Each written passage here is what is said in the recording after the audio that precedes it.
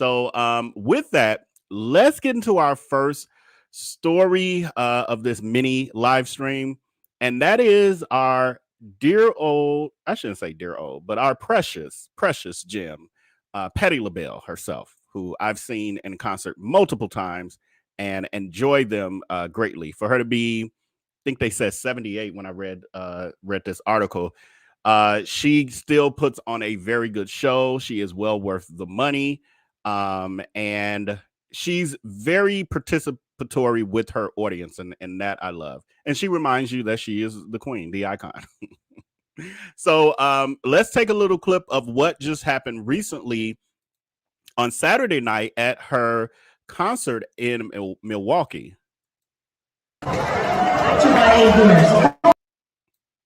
7-0 to my A viewers. Hold up.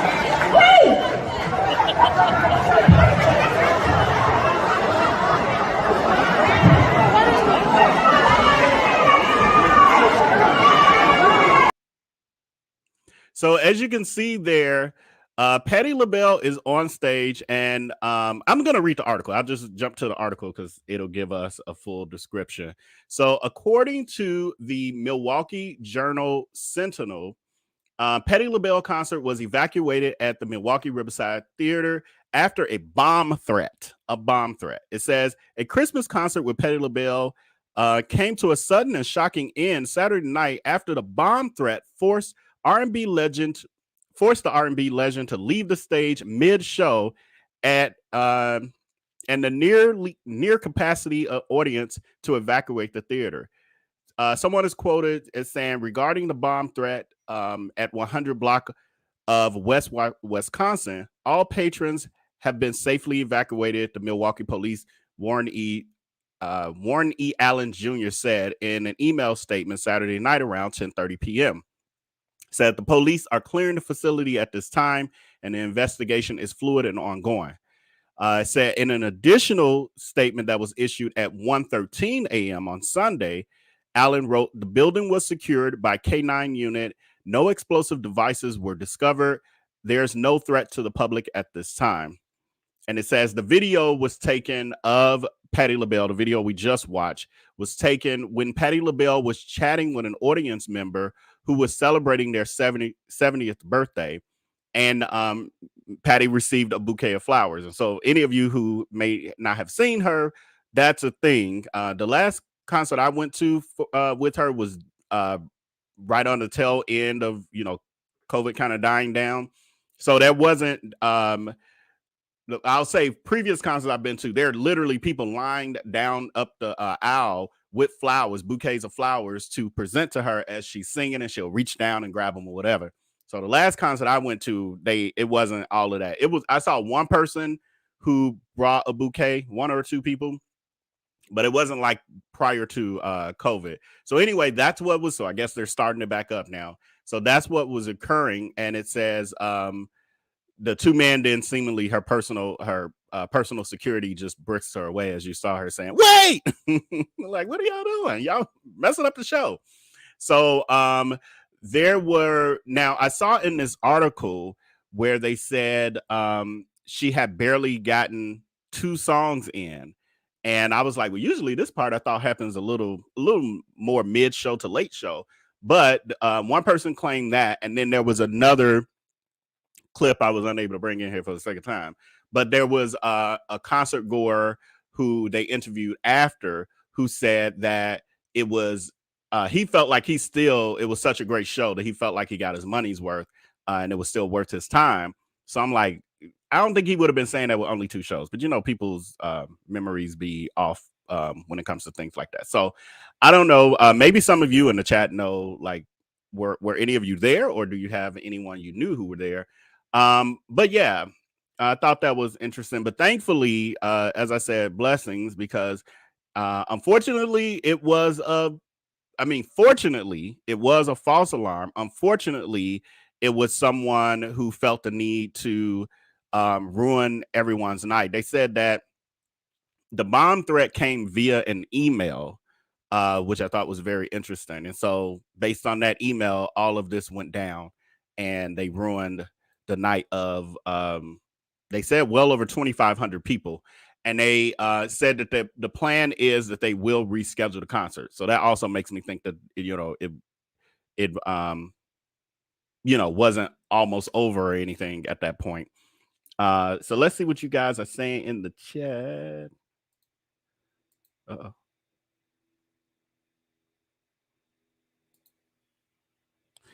Even met her a few times. Book signings, have her cookbook. I don't think I ever got Patty's cook. No, I never got her cookbook. I meant to, but I never got it. I get those pies though. That peach cobbler. I had one of those like 2 weeks ago. I'm that's y'all talking to each other. Let me let me get to the topics. I remember she recently became sick at the concert also. Yeah, and I want to say that was about a week or two ago, and I'm actually never read that article, so I never found out the particulars of what happened with her getting sick at her concert. But I'm glad, obviously, she felt well enough that she's back to it, so it didn't have her down for long. Said you can't even go out and enjoy yourself. Yeah, it's like it's so much happening out here that like you said, you just can't go out and enjoy yourself. And if there's not a physical, real threat, then there are people making up threats and now we're in such a tense place in our world that you can't take those sort of threats lightly and say, oh, well, we'll just keep going to concert. Like it was just an email. No, you got to be like, everybody got to get out. Yeah, it's horrible. Yeah, Patty Cripps walks. She wants to keep the show going. Yeah, exactly. I've seen her do the. There was a clip out there with her doing the Crip walk. Yes, her fans love to shower her with flowers. Yeah, and she loves them. Hope that they were arrested. So it was done via email. So the person wasn't a physical threat there. I'm sure they're gonna try to track it, and something like that I'm sure would be FBI worthy. So as of right now, it doesn't seem like the person has been found, but hopefully they will. Hope they weren't targeting Patty. Yeah, and I kind of don't think they were. I think it was whether it was a kid or just somebody bored with their life. I'm not sure. You haven't missed much, Kingdom Girl, except for our first story with Patty, and thankfully our Miss Patty is still pattying. She's still all good. What was the point of doing some issue like this? People are just trifling. Yeah. I'll do one more. If it came from an email, the police can track it, and they should be arrested for what they did because it's putting people's lives in danger, including Patty. Yeah. And in the article also that I read, it was saying that after she was whisked away, someone got on the microphone and then said, there's been a bomb threat, we have to evacuate. And I'm like, I'm just happy that it didn't turn into more, because you say bomb threat and we got to evacuate, and you got well over 2,000 people leaving at the same time. That could become a stampede, and people can get injured that way. And we have heard of events where these sort of things have happened when people felt in danger, etc. So so I'm glad that didn't happen as well, because then whoever this is, who like you said, they can be tracked through the IP address and all of that. They would then be responsible for the injuries, or even if lives were lost, they would be responsible for that as well, just from giving an email threat. So that leads me to our next story, which is the story of the man who what was his name? James something. Now I forgot it. I wrote it down somewhere. Where did I put his name? I forgot. But anyway, this dude was on a Carnival cruise, the Valor, which I've been on Carnival Valor, the ship, before. And he was on this ship for the Thanksgiving holiday with his family of 19 of them. And he found himself in the ocean for 12 hours, upwards of 15 hours, they said. 15 hours, he finds himself in the ocean, and he survived. Yeah, he does have that Jeffrey Dahmer look. He definitely does. So let's listen to his version of this story, and I'll give my commentary. I'll be breaking it up in between because for copyright purposes, for those who don't know, we can't just play other media's full clips without interruption because that's copyright infringement.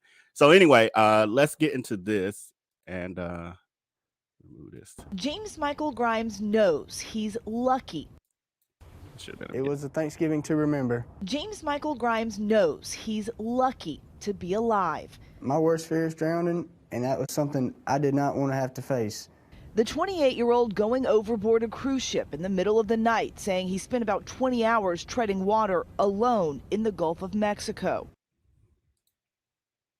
So, as I stated, and I just saw your comment, Alice, you can put it on the screen. Let me take this down.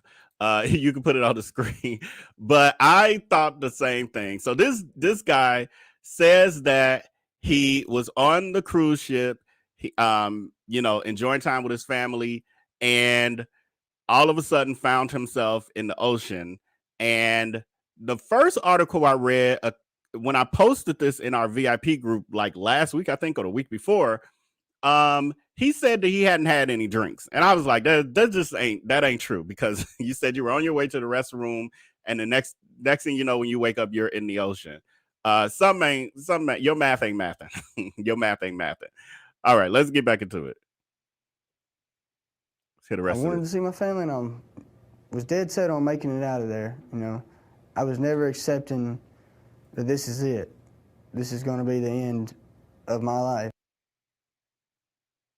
It was supposed to be a Thanksgiving celebration. James Michael and 18 of his family members boarding the Carnival Valor last Wednesday in New Orleans.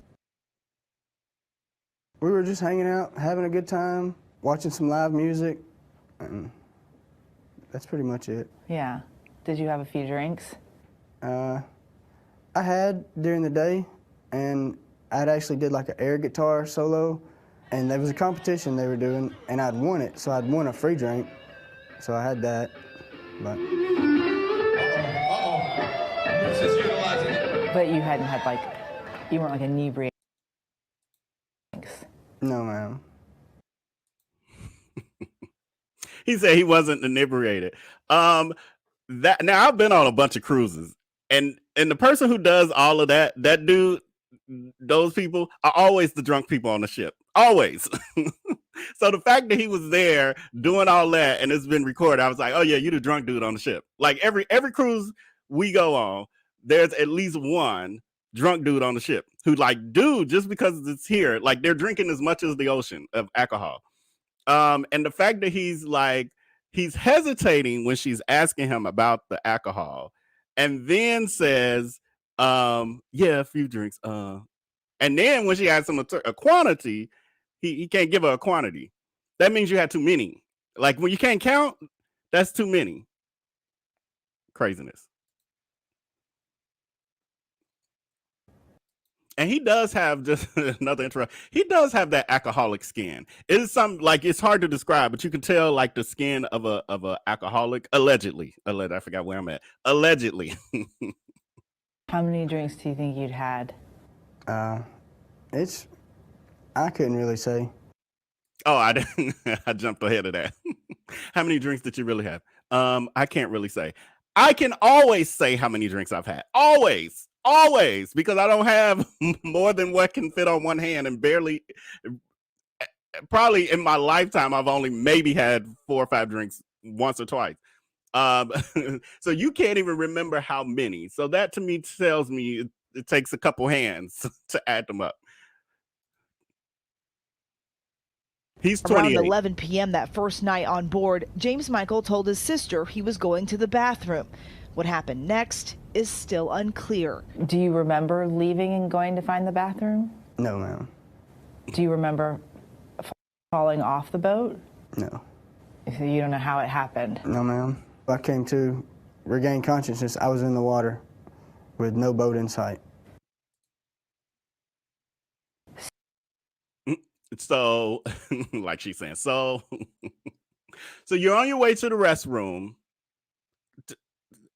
stumbling your way to the restroom, allegedly, And you don't even remember. He can't even say, oh, when I went to the restroom and then the ship kind of made a sharp little turn and then I kind of fell over and I hit the railing and I tried to grab myself and then I flipped off. He can't even say that. He don't know what happened. All he knows, and he's saying last he knew, he was telling his sister he went to the restroom. That's probably her saying, well, the last time we saw you, you were telling me you went to the restroom. He probably don't even remember that.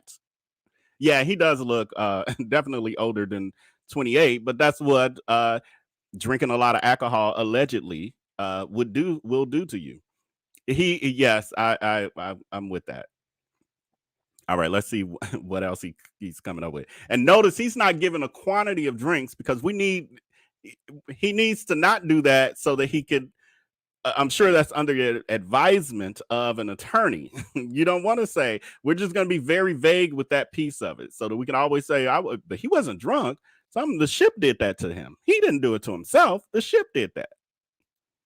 So you, for a while, were passed out in the water. Yes, ma'am. Yep. And I can't float myself, even when I'm trying to. So there had to be, the Lord was with me when I was out there because something was holding me up the whole time while I was passed out. Something was holding him up. And that's the people like this are the ones who, the miracles come down from the heavens and just hold him up, hold this foolishness up for hours while he ish-faced in the ocean because he was so drunk that he flew over the railing, which is, I don't know. Was he throwing up and then fell over? And even just thinking about like being on those ships and when you look down, it's not always a clear drop down. You can hit things on your way down. So the fact that he fell over, didn't get sucked under because there's like huge waves that be going on the side of the ship. You got the propellers. That stuff could have pulled him under. He's like truly blessed. But the fact that none of that, you just ended up in the ocean. You just walk to the bathroom. There's not even any places on the ship that don't have railing or guarding to keep you from just walking into the ocean. I'm so lost on this. I'm so lost on this. There's never been a time when I've been on the ship like, ooh, let me be careful before I end up in the ocean from walking. The next day, when he hadn't returned to his cabin, his family alerted the ship's crew. At 2:30, more than 12 hours after James Michael was last seen, Carnival notified the Coast Guard of a missing passenger. We did have a fairly significant search area. It was a potential of over 7,000 miles of ocean we had to search. James Michael was alone in an area known to be a feeding ground for sharks. And that was a story he told too in this interview where he said some kind of fish, big, huge fish came up to him. And he said he doesn't think it was a shark because it had a flat face, but it bumped his leg as if, I guess it was trying to attack him. He said he kicked it with his other leg. So yeah, he was out there surviving. And like Alice said, God protects babies and fools. I tell you, he was being protected. The avid outdoorsman tried to stay positive and calm. Exhausted and hungry, he ate what he could find to maintain his energy. A stick come floating by, looked like bamboo. So I started eating on it. And it actually, I'm not going to say it tasted good, but it gave some type of flavor in my mouth other than salt water. Was there any point while you were out there where you thought, I don't know how much longer I can keep doing this? When it started getting back towards nighttime again, the water started getting colder. At that time, I thought, how much longer am I going to have to be out here? Yeah. Yeah, and I guess by that time, allegedly, he had sobered up, and he's like, "Okay, this is a life-threatening situation, and I don't know if I'm gonna be able to make it." But at that point, I mean, I was even thinking when I first read this story last week or so, I was like, I don't think I would have survived. I know there's a very good chance I would not have survived 15 hours in the ocean. For one, I'm a swim school dropout. Like I dropped out of swim school as an adult. Like I went as an adult and then didn't finish. I do know how to float on my back, but I don't think I can do it a very long time. And on top of that, like he's saying, he's eating bamboo sticks, trying to whatever it was kind of stick it was that he's eating, trying to say, I'd be like, that's not edible. So, oh my God. Yeah, it's horrible. All right, let's continue. But you just kept swimming? Yes, ma'am. You know, the fall didn't kill me. You know, sea creatures didn't eat me. I felt like I was meant to get out of there. As the sun was going down Thanksgiving night, James Michael says he spotted a glimmer of hope, the lights from a tanker ship, and decided to swim towards it. That was my final little burst of energy. The strength that I had, I used pretty much every bit of it to try to make it to one of them. The Coast Guard then arriving, his miraculous rescue captured on camera. Now, can you imagine, like, again, just all these blessings that he's had? For one, he falls safely into the water and doesn't hit any parts of the ship or get sucked under the ship. Then he's able to survive floating on the water for hours, nearly a day. And then just when he's about to give up, when he doesn't have it anymore, in the middle of the ocean, a tanker ship is close enough that he can try to get to it to, you know, get noticed so that he can be rescued. Because like they said, by the time they realized he was gone, there was like a 7,000-mile stretch of area that would have to be covered, which is absolutely crazy. And the Coast Guard got there. Yeah. What happened? They circled the boat 2 or 3 times looking for me. And, you know, I'd done taken off my socks and everything and was just waving them around my head, trying to do something where they would see me. And when that light finally hit me, somehow I heard, we got him. And I seen a guy coming down from that helicopter, and it was coming towards me.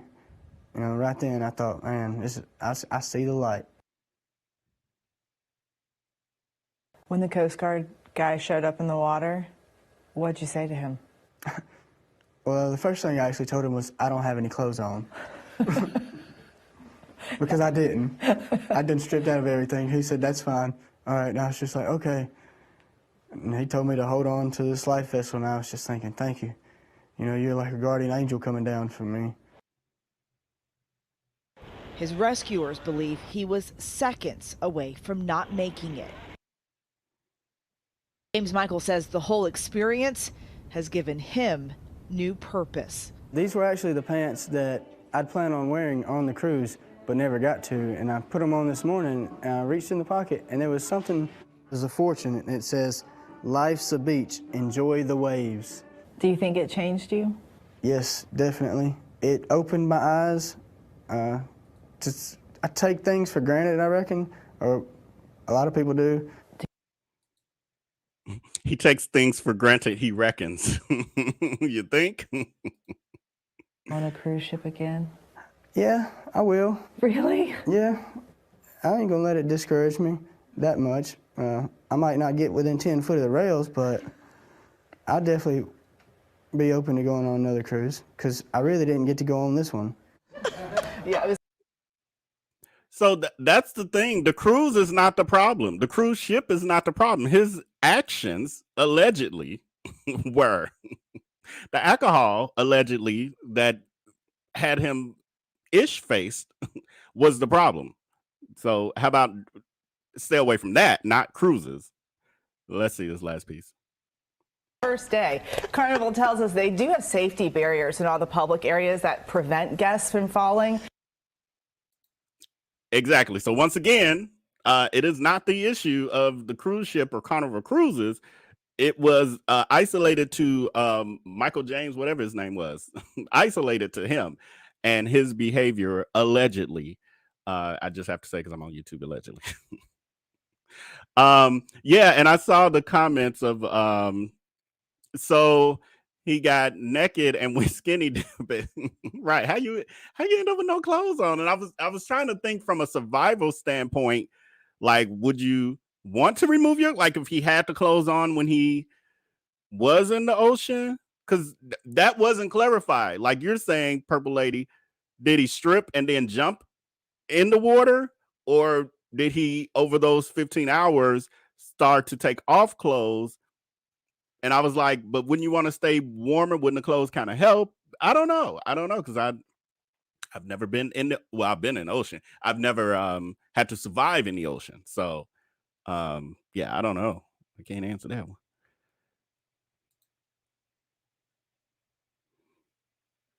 Right. AAA, are you watching? Someone needs to contact this man. Yeah, and I'm seeing the comments that that in this interview, it looks like there could be some remnants of the night on the Carnival Cruise still within his system. Don't know if these are new spirits that are in his system. Y'all know what I mean by wines and spirits. I don't know. It's just this whole story, it's off.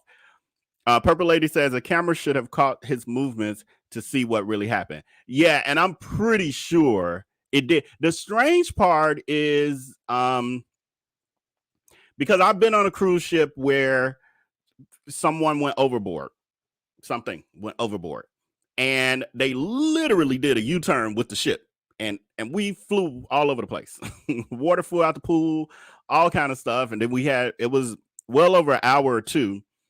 We were circling, and then we all, literally everyone on the ship, had to recheck in. You know how those of you who've been on cruises, when you leave and get off on your different ports, you got to check in and check out with your card or whatever, your ID. They made us all do that so that they could do a count to see if everyone was still on the ship, and everyone was still on the ship. Come to find out, some person, I was going to use a different word, some person had tied a life-sized stuffed monkey on their balcony, and it flew off. The thing that caused them to know it is because the cameras that are on the side of the ship, because there are cameras that face the sides to show what's happening with the balconies and everything else, it caught it. And so they thought it was a human because it was so big that flew over into the water, but it wasn't. So yeah, they probably have footage of that, and it will come out at the appropriate time. I've been on, Precious G says, I've been on plenty of cruises, and they do man overboard instantly when someone goes over. Right. So that was the strange part for me, that it took 12 hours for them to realize he was missing. The only thing, like, I thought of from the perspective of like his family maybe not looking for him, he's probably that person in the family that they like, oh, Michael, he does whatever. Like, he's the black sheep of the family kind of thing. So maybe they weren't looking for him. And then people, now, if you really travel on these cruises, the people use them to go on escapades. And so it might not be unusual for your roommate not to come back that night and show up in the morning. I've been in those situations. It's like, oh, okay, you met somebody. So so I can see someone missing for 12 hours is what I'm saying, before you get concerned, because you're like, oh, they found a new friend. So, and with him, they're probably like, oh, he's getting ish-faced in the casino all night, something. Michelle Lee, his clothes were getting heavy in the water, though. I would imagine it'll be a little easier to flow. Yeah. So yeah, I don't know. So maybe that was it. I'm truly asking, like, I don't know. Yeah, I don't know. So maybe that makes sense. That whole interview seemed to be a little off for me, from the way he was responding. I love to see their video footage also. Yeah. So we'll see, like, because there's been no mention of, literally, they haven't even, in the articles I read, or well, besides her now just saying, Carnival says that they have their railing and there's people can't easily fall off. I haven't heard, it doesn't sound like he's saying he hasn't said anything about Carnival itself. So I don't know if if he's planning on becoming litigious or not, but it's all on him. His family, Michelle Lee says his family probably knew how drunk he was and probably thought he was sleeping it off. Exactly. Or adding more to it. So yeah, I take it that this was nothing new for them. Purple Lady says, how many drinks to them is was he shot face? Right. Karma Butterfly, floating saved his life. If he would have panicked, he would have panicked if not passed out. Yeah, that's probably true as well. Like I said, so much worked in his favor. Oddly, so much worked in his favor, and thankfully, he knows that he was blessed. At least he knew he was. Oh, are you saying that? Saying the same thing. Patricia, nobody thought about him till the next day. Yeah, we were just talking about that. So I honestly think it's probably, for one, it can be cruise ship culture. It was 19 of them there. They also, if it was 19 family members there, they could have thought he was with one of the other 19 or 18 people. And not until they all got together to say, no, he's not with any of us. Then they're like, wait a minute, where is he? What happened? The reporter is like, I smell BS. Yes, I noticed that too with her questioning and the way she was coming at him and from different angles, and she kind of talked around that the how much alcohol piece for a minute. She was trying to get him to admit. It says, I've been trying to hang on to my stock Carnival, but they stay having issues. I may have to reconsider. Yeah, unfortunately, Carnival does tend to have quite a bit of issues. Kingdom Girl ATL says he was missing for 12 hours before anyone realized he was gone. I can't walk off for 5 minutes without folks looking for me. I guess it's all a part of, family culture. Should never have a drink again. I'm just saying. Yeah, that never got mentioned. And I kind of got a feeling that it looks like some people said, looks like he may have had a drink before, allegedly, before that interview, or 2 or 3 or 5. Shantae says he wouldn't be able to go on any more trips with me.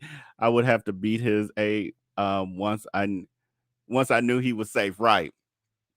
And ain't nothing worse with going on a trip with an irresponsible person. I've been in those situations. I'm like, hey, sometimes, it's like you hear that person going and you're like, oh, Jesus, like now the vibe gonna be all off. We got to worry about you and you just be doing too much. It's supposed to be a vacation, not work. Worried about a grown ass kid. Alice says, I wouldn't drink nothing else but water if I was him, right? Because I'm sure he had enough ocean water. That's, I'm sure, sobered him up too. But anyway, that is all I had for y'all today. Thank you for joining me on both of these live streams, these mini live streams. I'll be back on tomorrow with a couple other topics for y'all, and I'll be in our VIP community. So once again, if you want to join our VIP text community, it is scrolling across the screen. And also, don't forget about our Facebook VIP community that you can join, our family, and also our Patreon community where you can join the inner circle of people. With that, I thank everyone, all of my moderators who've been with me for both live streams and all of you for viewing. Please remember to like this video and share it below. And with that, until next time, I will see you guys later.